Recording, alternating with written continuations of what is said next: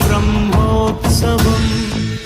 బ్రహ్మాండ నాయకుని బ్రహ్మోత్సవం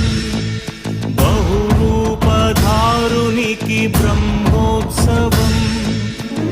శ్రీభూసతులతో శరణాగతులతో శ్రీభూసతులతో శరణాగతులతో 7 కొండల పైన చక్కగా బ్రహ్మరూపునికి